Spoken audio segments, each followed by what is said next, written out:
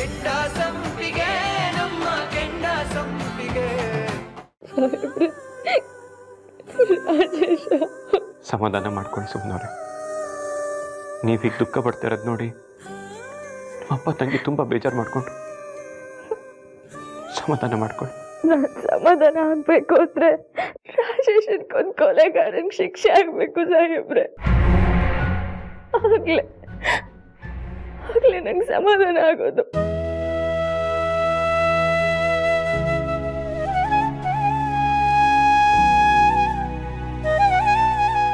ಅದಕ್ಕೆ ಪ್ರಯತ್ನ ಪಡ್ತಾ ಇದ್ದೀನಿ ಸುಮ್ಮನವ್ರೆ. ಈ ವಿಷಯದಲ್ಲಿ ನಾವು ದುಡ್ಕೋಕ್ಕಾಗಲ್ಲ, ಸ್ವಲ್ಪ ತಾಳ್ಮೆಯಿಂದ ಇರಬೇಕಲ್ವಾ? ಪರವಾಗಿಲ್ಲ ಸಾಹೇಬ್ರೆ, ನಾನು ಕಾಯ್ತೀನಿ. ನನ್ನ ತಮ್ಮನ ಬಗ್ಗೆ ಕೊಲೆ ವಿಚಾರಣೆ ಇವತ್ತೇ ಆಗ್ಬೇಕು, ಈಗಲೇ ಆಗ್ಬೇಕು ಅಂತ ನಾ ಹೇಳಲ್ಲ. ಶಬರಿ ಕಾದಂಗೆ ಕಾಯ್ತೀನಿ. ಆದ್ರೆ ನಿಮ್ ಕೈ ಮುಗಿದು ಬೇಡ್ಕೋತೀನಿ, ದಯವಿಟ್ಟು ಪ್ರಯತ್ನನಾದ್ರೂ ಪಡ್ಬೇಕಲ್ವಾ ಸಾಹೇಬ್ರೆ? ದಯವಿಟ್ಟು ನನ್ನ ತಮ್ಮನ ಆತ್ಮ ನರಳೋ ಹಾಗೆ ಮಾಡಬೇಡಿ. ಅವನ ಆತ್ಮಕ್ಕೆ ಶಾಂತಿ ಸಿಗೋ ಹಾಗೆ ಮಾಡಬೇಕು. ಸುಮ್ಮನವ್ರೆ, ರಾಜೇಶ ಅಂದರೆ ನನಗೂ ತುಂಬ ಪ್ರೀತಿ. ಅವನಿಗಾಗಿರೋ ಅನ್ಯಾಯ ನಾನು ಸಹಿಸ್ಕೊಡಲ್ಲ. ಆದರೆ ಏನು ಮಾಡೋದು, ನಾನು ಎಲ್ಲ ಕಡೆ ಕಟ್ಟಿಬಿಟ್ಟಿದ್ದೀನಿ. ಸಾಹೇಬ್ರೆ, ರಾಜಕೀಯ ಬೇರೆ, ಪಾರ್ಟಿ ಪ್ರತಿಷ್ಠೆ ಬೇರೆ, ನನ್ನ ತಮ್ಮನ ಸಾವೇ ಬೇರೆ. ಒಂದಕ್ಕೊಂದು ತಳ್ಕಾಗ್ಬೇಡಿ. ಒಂದು ಜೀವಕ್ಕಿಂತ ದೊಡ್ಡದು ಯಾವುದು ಇಲ್ಲ ಸಾಹೇಬ್ರೆ. ಆ ಜೀವನ ಅನ್ಯಾಯವಾಗಿ ಕೊಂದವ್ರಿಗೆ ಶಿಕ್ಷೆ ಕೊಡದೆ ಹೋದ್ರೆ ನನ್ನ ತಮ್ಮನ ಸಾವಿಗೆ ನ್ಯಾಯ ಸಿಕ್ಕಂಗಾಗತ್ತಾ? ನನ್ನ ತಮ್ಮಂಗಾದ ಅನ್ಯಾಯ ನಾಳೆ ಇನ್ನೊಬ್ರಿಗೆ ಆಗ್ಬಾರ್ದು ಸಾಹೇಬ್ರೆ, ಇನ್ನೊಬ್ರಿಗೆ ಆಗ್ಬಾರ್ದು. ನನ್ನಂತ ಎಷ್ಟೋ ಅಕ್ಕಂದಿನ ಮನ್ಸು ಹೊಡಿಬಾರ್ದು ಸಾಹೇಬ್ರೆ. ಎಷ್ಟೋ ಮನೆ ದೀಪಗಳು ಹಾರಬಾರ್ದು. ಇದಕ್ಕೆಲ್ಲ ಒಂದು ಮುಕ್ತಾಯ ಸಿಗ್ಬೇಕು. ಹಾಗೆ ನಾವು ಮಾಡಬೇಕು. ಸುಮ್ಮನವ್ರೆ, ನಾನು ಇನ್ನಷ್ಟು ಒತ್ತಾಯ ಮಾಡ್ತೀನಿ, ಪ್ರೆಷರ್ ಹಾಕ್ತೀನಿ, ಆ ಕೊಲೆಗಾರನ ಹುಡುಕಿಸ್ತೀನಿ. ನನ್ನ ನಂಬಿ. 4 ಗಂಟೆಗೆ ಎದ್ರು ಇನ್ನೂ ರೆಡಿ ಆಗಿಲ್ಲ ನಾನು. ಅಯ್ಯೋ, ಅವಾಗಲೇ ರೀಚ್ ಆಗಬೇಕಾಗಿತ್ತು.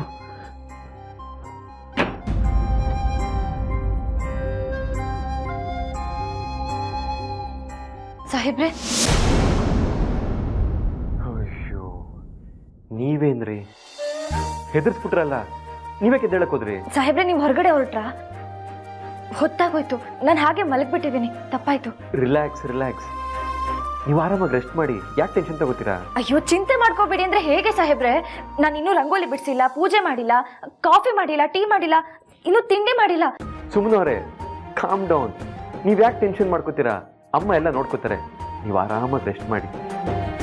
ಆವಾಗಲೇ ಅಮ್ಮ ಬಂದಿದ್ರು, ಇನ್ನೂ ಎದ್ದಿಲ್ವಲ್ಲ, ಜ್ವರ ಗಿರ ಏನಾದ್ರು ಬಂದಿದ್ಯಾ ಅಂತ. ಏನೂ ಇಲ್ಲಮ್ಮ, ಸ್ವಲ್ಪ ರೆಸ್ಟ್ ಮಾಡಲಿ ಅಂತ ನಾನೇ ಹೇಳಿ ಕಳಿಸ್ದೆ. ನೀವು ಕೆಳಗಡೆ ಹೋಗೋದು ಬೇಡವಂತೆ, ರೆಸ್ಟ್ ಮಾಡಿ. ಅಂದ್ರೆ ಅತ್ತೆನೇ ಎಲ್ಲ ಕೆಲಸ ಮಾಡ್ಬೇಕಾ? ಸುಮ್ಮನವ್ರೆ, ನೀವು ಯಾಕೆ ಟೆನ್ಷನ್ ಮಾಡ್ಕೋತೀರಾ? ನೀವು ಆರಾಮಾಗಿ ರೆಸ್ಟ್ ಮಾಡಿ. ಸಾಧನ ಅದಕ್ಕೆ ಇದ್ದಾರೆ, ಜಾನ್ವಿ ಕೈ ಜೋಡಿಸ್ತಾಳೆ. ನಿಮ್ಮ ಮನ್ಸು ಸರಿ ಆದಮೇಲೆ ನೀವು ಆರಾಮಾಗಿ ಹೋಗಿ ಕೆಲಸ ಮಾಡಿರಂತೆ. ಮಲ್ಕೊಡಿ. ಮನ್ಸ ಅದಷ್ಟು ಬೇಗ ಸರಿ ಹೋಗಲ್ಲ ಸಾಹೇಬ್ರೆ, ಅದಕ್ಕೆ ಸಮಯ ಹಿಡಿಯುತ್ತೆ. ರಾಜೇಶನ್ಕೊಂದು ಕೊಲೆಗಾರ ಯಾರು ಅಂತ ಗೊತ್ತಾಗೋವರೆಗೂ ಸ್ವಲ್ಪ ಕಷ್ಟನೇ. ಸುಮ್ಮನವ್ರೆ, ಇನ್ವೆಸ್ಟಿಗೇಷನ್ ಬೇಗ ಆಗಲಿ ಅಂತ ನಾನು ಪ್ರೆಷರ್ ಹಾಕ್ತಾ ಇದ್ದೀನಿ. ಇವತ್ತು ಮನೇಲಿ ಯಾರೇ ಏನೇ ಅಂದ್ರೂ ನೀವು ತಲೆ ಕೆಡ್ಸ್ಕೊಡ್ಕೋಬಿಡಿ. ನನ್ನಿಂದ ನಿನ್ನೆ ಎಲ್ರಿಗೂ ಬೇಜಾರಾಯ್ತು ಅಲ್ವಾ ಸಾಹೇಬ್ರೆ? ಎಲ್ಲರೂ ತುಂಬ ಖುಷಿಯಾಗಿ ಪ್ರೀತಿಯಿಂದ ಆಗಿರೋದನ್ನ ಯಾವುದನ್ನು ನೆನಪಿಸ್ಕೋಬೇಡಿ. ನೋವು ಕೊಡೋದನ್ನ ಮರ್ತು ಬಿಡಬೇಕು. ಈಗಿನ ಕ್ಷಣದಲ್ಲಿ ಜೀವಿಸ್ಬೇಕು ಸುಮ್ಮನವ್ರೆ. ಈಗ ನೀವು ನಿಮ್ಮ ಶಕ್ತಿನ ರಿಕವರ್ ಮಾಡ್ಕೊಳ್ಳೋ ಸಮಯ. ರೆಸ್ಟ್ ಮಾಡಿ, ಆ್ಯಕ್ಟಿವ್ ಆಗಿರ್ತೀರ. ಇಲ್ಲ ಅಂದರೆ ಅದೇ ನೋವು, ಕಣ್ಣೀರು. ಮಲ್ಕೊಳ್ಳಿ. ಸುಮ್ಮನವ್ರೆ, ನನ್ನೊಂದು ರಿಕ್ವೆಸ್ಟ್ ಇದೆ, ಕೇಳ್ತೀರಾ? ಹೇಳಿ ಸಾಹೇಬ್ರೆ. ನಾನು ಬರೋಷ್ಟರಲ್ಲಿ ನೀವು ನಗ್ನಗ್ತಾ ಇರಬೇಕು, ಆಗುತ್ತಾ? ಅಯ್ಯೋ, ಲೇಟ್ ಆಗೋಯ್ತು, ನಾನು ಬರ್ತೀನಿ. ಸಾಹೇಬ್ರೆ, ತಿಂಡಿ? ಅಮ್ಮ ಆವಾಗಲೇ ಬಂದು ಕರೆದ್ರು. ಕೆಳಗಡೆ ಹೋಗಿ ತಿಂಡಿ ಮಾಡಿಕೊಂಡು ಪಾರ್ಟಿಗೆ ಫಿಲ್ ಡೈರೆಕ್ಟ್ ಹೋಗ್ತೀನಿ. ಬರ್ತೀನಿ.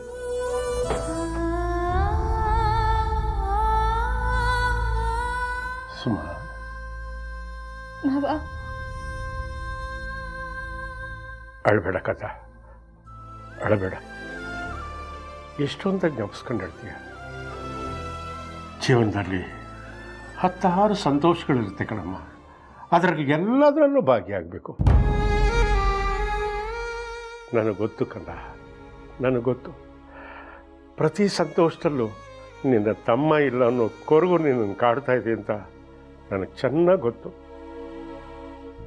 ಹಾಗಂತ ಅದೇ ಕೊರಗಲ್ಲಿ ನಾವು ಜೀವನ ಪೂರ್ತಿ ಇರೋಕ್ಕಾಗತ್ತಾ? ನನ್ನನ್ನು ಕ್ಷಮಿಸ್ಬೇಡಿ ಮಾವ. ನನ್ನಿಂದಾಗಿ ನೀವು ಎಲ್ಲರ ಸಂತೋಷನೂ ಹಾಳಾಯಿತು. ಚೆ, ನೆನ್ನೆ ಸಂತೋಷ ಹಾಳಾಯಿತು ಅಂತ ನಾನು ಹೇಳ್ತಾ ಇಲ್ಲ. ಆ ಫಂಕ್ಷನ್ ಕೆಟ್ಟೋಯ್ತು ಅಂತಲೂ ನಾನು ಹೇಳ್ತಾ ಇಲ್ಲ. ನನ್ನ ಜೀವನದ ಅನುಭವದ ಪಾಠನ ನಿನಗೆ ಹೇಳ್ತಾ ಇದ್ದೀನಿ ಮಗ. ಯಾರು ನೋವು ಸಹಿತ ನಗೋದನ್ನು ಕತ್ಕೊಳ್ಳಲ್ವೋ ಅವರು ತಾವಾಗೇ ತಮ್ಮ ಜೀವನನ ಹಾಳು ಮಾಡ್ಕೋತಾರೆ. ಯಾರನ್ನೋ ಕಳ್ಕೊಂಡಿರೋ ನೋವು, ಯಾರನ್ನೋ ಪಡ್ಕೊಂಡಿರೋ ಖುಷಿ ಎರಡೂ ಇರುತ್ತೆ. ಆದರೆ ನೋವನ್ನು ಅದುಮಿಟ್ಕೊಂಡು ಸಂತೋಷವಾಗಿರಬೇಕು, ಅದನ್ನು ಕಲಿಬೇಕು. ಯಾಕೆಂದರೆ ಸುಖ ಹಂಚಿದಂಗೆ ಕಷ್ಟ ಯಾವತ್ತೂ ಹಂಚೋಕೋಬಾರ್ದು. ಯಾಕೆಂದರೆ ಕಷ್ಟ ಸಂಕ್ರಾಂತಿ ಎಳ್ಳು ಬೆಲ್ಲ ಅಲ್ಲ, ಇದೇ ಜೀವನದ ತತ್ವ. ಸುಖ ಹಂಚಬೇಕು, ಕಷ್ಟ ಹಂಚಬಾರ್ದು.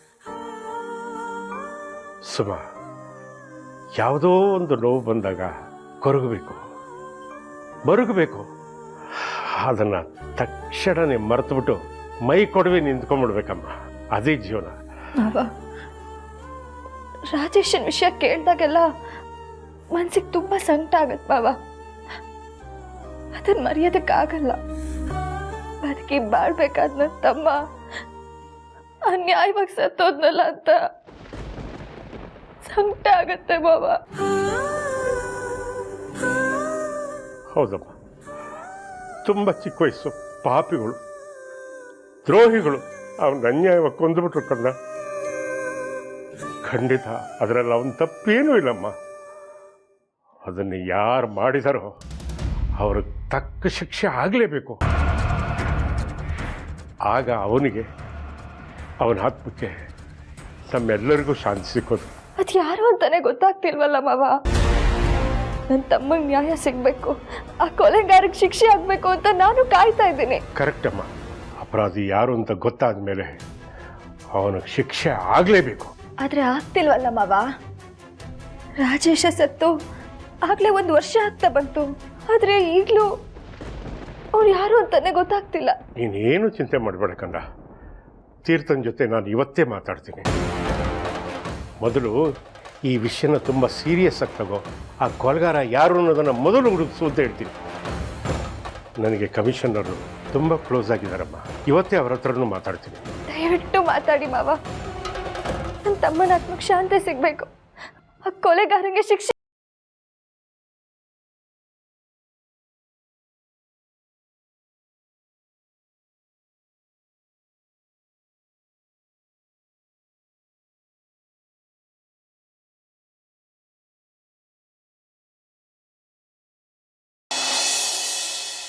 ಅತ್ತೆ, ನನ್ನ ಕ್ಷಮಿಸ್ಬಿಡಿ.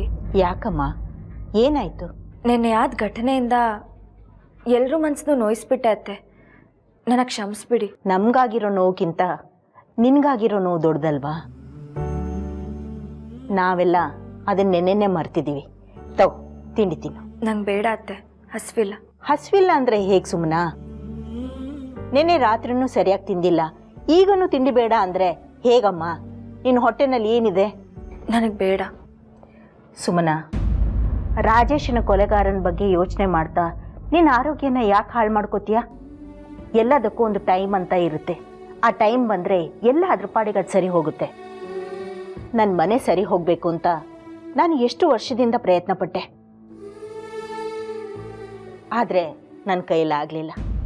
ನೀನು ದೇವತೆಯಾಗಿ ಬಂದು ಸರಿ ಹೋಯ್ತು.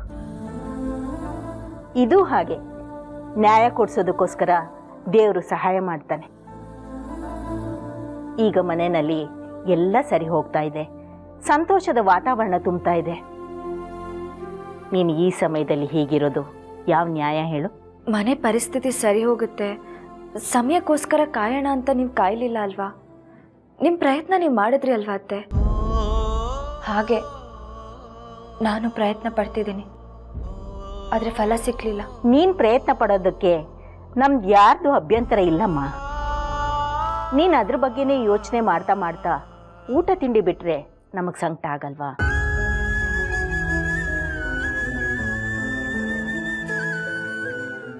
ಅತ್ತೆ, ನಾನು ಆಮೇಲೆ ತಿಂತೀನಿ. ನೋಡು ಸುಮನ, ನೋವಿಗಿಂತ ನನ್ನದು, ನಮ್ಮದು, ನನ್ನವರು ಅನ್ನೋದು ಮುಖ್ಯ ಆಗಿರಬೇಕು.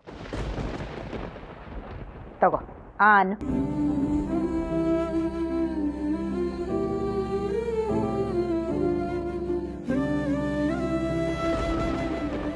ಸುಮನ, ದೇವ್ರಿದ್ದಾನೆ, ನೀನು ಎಲ್ರಿಗೂ ಒಳ್ಳೆಯದನ್ನೇ ಬಯಸ್ತೀಯ. ಅಂಥದ್ರಲ್ಲಿ ನಿನಗೆ ಯಾಕೆ ಕೆಟ್ಟದ್ದು ಬಯಸ್ತಾನೆ ಹೇಳು? ಆ ದೇವರು ನಿನ್ಗೇನಾದರೂ ಅನ್ಯಾಯ ಮಾಡ್ದ ಅಂತ ಇಟ್ಕೋ, ಆವಾಗ ಈ ನಿನ್ನತ್ತೆ ಆ ದೇವ್ರ ಜೊತೆ ಜಗಳ ಮಾಡಿ ನಿನಗೆ ನ್ಯಾಯ ಸಿಗೋ ಹಾಗೆ ಮಾಡ್ತಾಳೆ. ಹೌದು, ಸಾಹೇಬ್ರು ನನಗೆ ಏನೋ ಉಡುಗೊರೆ ಕೊಟ್ಟಿದ್ರು, ಅದೇನು ಅಂತ ನೋಡಲೇ ಇಲ್ಲ. ಛೇ, ಸಾಹೇಬ್ರು ಕೊಟ್ಟಾಗಲೇ ಇಸ್ಕೋಬೇಕಾಗಿತ್ತು. ಇವತ್ತು ಎಲ್ರಿಗೂ ಬೇಜಾರು ಮಾಡ್ತಾನೆ ಇದ್ದೀನಿ, ಅದೇನು ಅಂತ ನೋಡ್ತೀನಿ.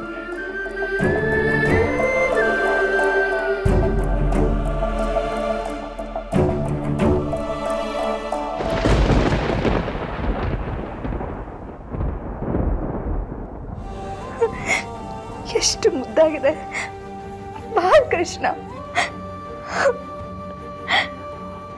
ದೇವ್ರೆ, ಅಯ್ಯೋ ನಾನೆಂತ ದಡ್ಡಿ, ಇದನ್ನ ಎಲ್ಲರೂ ಮುಂದೆ ಕೊಟ್ಟು ಖುಷಿ ಪಡಬೇಕು ಅನ್ಕೊಂಡ್ರು ಸಾಹೇಬ್ರು. ನಾನೇ ದಡ್ಡಿ ಥರ ಆಡ್ಬಿಟ್ಟೆ. ಕೆಳಗಡೆನೆ ಇರ್ತಾರಲ್ಲ ಸಾಹೇಬ್ರೆ, ಸಾಹೇಬ್ರೆ, ಸಾಹೇಬ್ರೆ.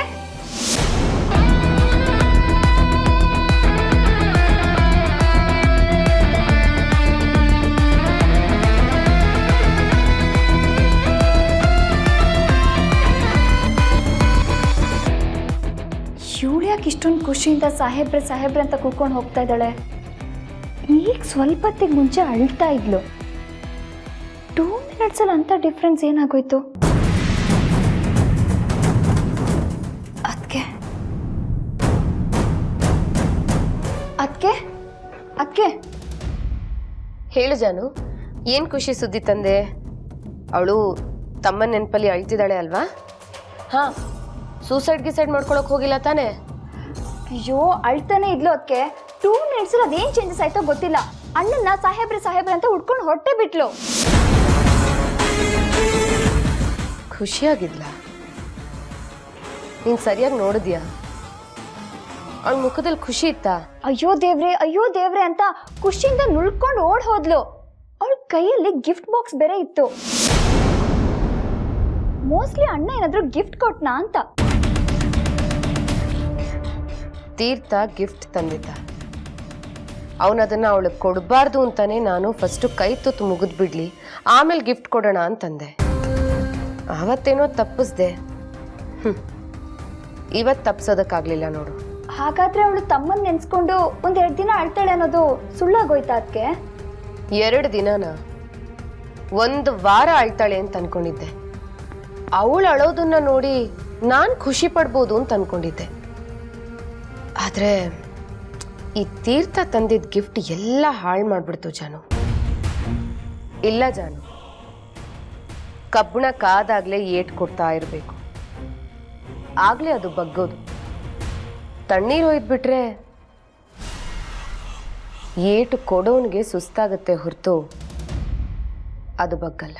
ಹೌದು, ಅದಕ್ಕೆ ಅವಳ ತಮ್ಮನ ವಿಷಯದಿಂದ ಅವಳನ್ನ ಹೊರಗಡೆ ಬರೋದಕ್ಕೆ ಬಿಡಬಾರ್ದು.